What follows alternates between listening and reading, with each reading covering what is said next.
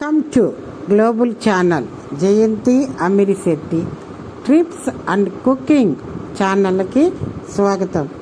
బొప్పాయి హల్వా తయారు చేసుకోవడానికి బాగుంటుంది. బొప్పాయి హల్వా, బొప్పాయి తింటే ఎంత మంచిది, షుగర్కి, బీపీకి అంత మంచిది. బొప్పాయి విటమిన్ ఏ ఉంటుంది, కంటి జబ్బులకి ఎంత మంచిది. బొప్పాయి తింటేను కంటి చూపు బాగా కనిపిస్తుంది. బొప్పాయి తింటేను.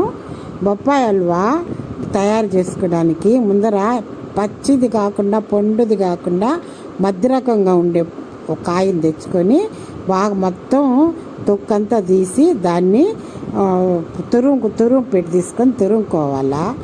తురుముకొని సన్నగా తురుముకోవాలా. తురుముతో మొత్తం తురివేసుకోవాలా. తురుముకున్న తర్వాత ఈ బొప్పాకాయ పచ్చిగా ఉండకూడదు, మరి పండుగా ఉండకూడదు, మధ్యస్థంగా ఉండాల. పచ్చి కాదు, పండు కాదు, మధ్య ఉంటేనే బొప్పాయి హల్వాకి బాగుంటుంది. మొత్తం తురివేసుకున్న తర్వాత పొయ్యి మీద కళాయి పెట్టి దానిలోకి తగినంత నెయ్యి పోసుకోవాలా. నెయ్యి పోసుకొని అది కరిగిన తర్వాత దాంట్లోకి జీడిపప్పు, కిస్మిస్ వేసి వేయించుకోవాలా.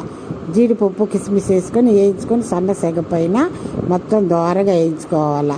ఈ హల్వాల్లోకి, పాయసంలోకి, పొంగల్లోకి అన్నిటిలోకి మొదట జీడిపప్పు, ద్రాక్ష వేస్తారు కదా, అవి వేస్తేనే వాటికి అందం వస్తుంది. డ్రై ఫ్రూట్స్ వేస్తేనే వాటికి రుచి వస్తుంది. ఈ డ్రై ఫ్రూట్స్ మొత్తం దోరగా వేయించుకొని పక్కన పెట్టేసుకోవాలా. దానిలో మిగిలిన ఇదంతా మొత్తం తీసేసుకున్నాం కదా, అది తీసి పెట్టుకోవాలి. వేగిన తర్వాత ఇది తీసుకొని వేరే దానిలో పక్కన పెట్టుకోవాలా. దాంట్లో మిగిలిన నెయ్యి ఉంటుంది కదా, ఆ నెయ్యిలోకి ఈ తురుము పెట్టుకున్నామే బొప్పాయికాయ అది తీసుకొచ్చి దాంట్లో వేసేసేయాల. దాంట్లో వేసి పచ్చాసన పోయేంత వరకు ఈ నేతిలో దానిని బొప్పాయి తురుముని మొత్తం వేయించాలా. మొత్తం వేయించుకొని బాగా మొత్తం తురుము వాసన పోయేంత వరకు, పచ్చివాసన పోయేంత వరకు.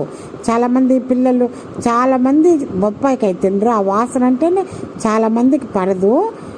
చాలామంది అసలు ఎక్కువ మంది 100కి 10 మంది తినరండి బొప్పాయికాయ.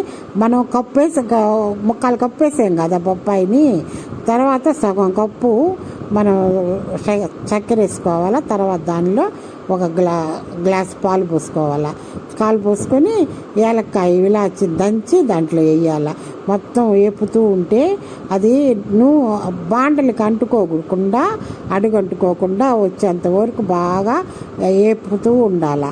వేపుతూ ఉంటే అది అడుగంటకుండా ఉండి తర్వాత ఈ మొత్తం ఆయిల్ బయటకు వచ్చేస్తుంది. తర్వాత వచ్చేస్తుంది మొత్తం ఈ చక్కెర, మనం పోసిన చక్కెర, పాలు ఈ అంతా మొత్తం అడుగంటకుండా వచ్చేస్తే ఇంకా బొప్పాయి హల్వా తయారైనట్టు లెక్క అన్నమాట మనకి. ఈ బొప్పాయికాయ విటమిన్ ఏ కలిగి అంత మంచిది. బొప్పాయికాయ తింటే చాలామంది బొప్పాయి తినరు కదా, 100కి 10 మంది, వాసన పడదు వాళ్ళకు. ఇది దేవుడి నైవేద్యానికి పనికిరాదండి, మామూలుగా చేసుకొని తినొచ్చు. ఇది దేవుడి నైవేద్యానికి చాలామంది పెట్టరు. ఇదంతా తయారైన తర్వాత మనం వేయించుకుంటాం చూడండి, వేయించి పెట్టుకున్నాం డ్రై ఫ్రూట్స్, అవి వేసేసేయాలా. అవి వేసిన తర్వాత తింటే ఉంటుందండి, అమృతం లాగుంటుంది బొప్పాయి హల్వా. అంత బాగుంటుంది, అంత సూపర్ టేస్ట్గా వస్తుంది బొప్పాయి హల్వా. ఈ పాలు, ఈ చక్కెర అన్నీ పోస్తే. లైక్ చేయండి, షేర్ చేయండి, సబ్స్క్రైబర్ చేయండి. కొత్త వాళ్ళు ఎవరైనా చూస్తుంటే ఈ ఛానల్ని సబ్స్క్రైబర్ చేస్తారు.